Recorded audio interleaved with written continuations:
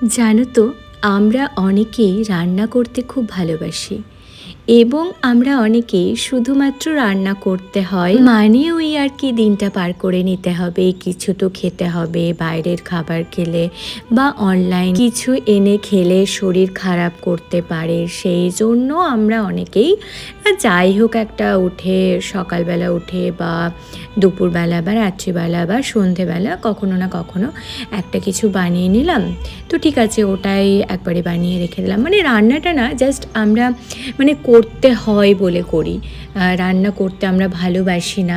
এবং আমরা সবাই কিন্তু ভালো রান্না খেতে ভালোবাসি।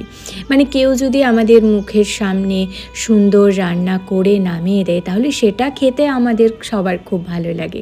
কিন্তু কি বলো তো, আমাদের পরিশ্রম করে হাত পুড়িয়ে রান্না করতে ভালো লাগে না।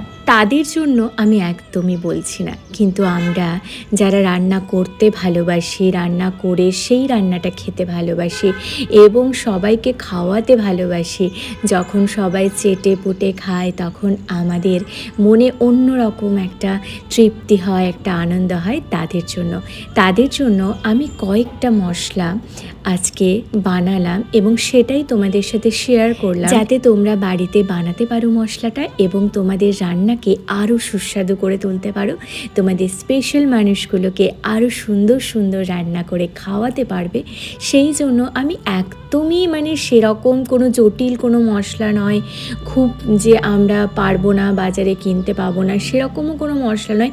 জাস্ট কয়েকটা মশলা হাতের কাছে রাখবে, তাহলেই দেখবে রান্নাটা আরও সুস্বাদু হবে। কি বলো তো, একটু গোটা জিরে ভেজে নিলাম শুকনো কড়াইয়ে, মানে কয়েকটা তেজপাতা ভেজে নিলাম, একসাথে মিশিয়ে গুঁড়ো করে নিলাম। তারপরে গোটা ধনে সেইগুলোও শুকনো কড়াইয়ে সুন্দর করে ভেজে নিলাম আর গুঁড়ো করে নিলাম। শুকনো লঙ্কা সেটাও সুন্দর করে কড়াইয়ে ভেজে নিলাম, তারপর গুঁড়ো করে নিলাম। আর কয়েকটা গোটা গরম মশলাগুলোকেও শুকনো কড়াইয়ে ভেজে ভালো করে গুঁড়ো করে নিলাম।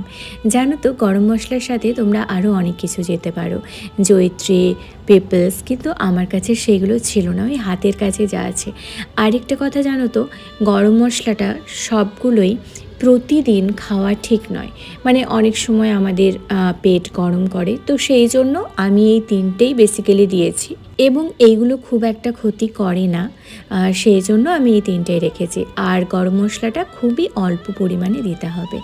জানো, এত সুন্দর গন্ধ, মানে গুঁড়ো করার পরে একটা এত সুন্দর ফ্লেভার চারিদিকে ছড়িয়ে পড়ছে এবং তারপর থেকে মানে মশলাগুলো বানানোর পর থেকে আমি যে রান্নাগুলো করছি আরও টেস্ট হয়ে যাচ্ছে, বিশ্বাস করো, বলছে আরও সুন্দর খেতে হচ্ছে।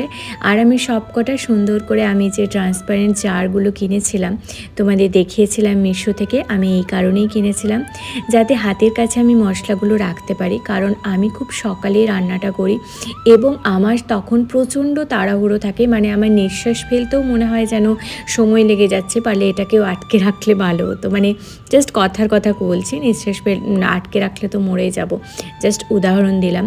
মানে কোনো কাজ করতে পারি না তখন, আমি যদি এক্সট্রা থাকে মনে হয় যেন আগে রান্নাটা কমপ্লিট করি, তারপর বাচ্চার টিফিন বানানো থাকে, মানে প্রচণ্ড তাড়াহুড়োর মধ্যে আমি রান্নাটা করি, এটাই হলো মোদ্দা কথা।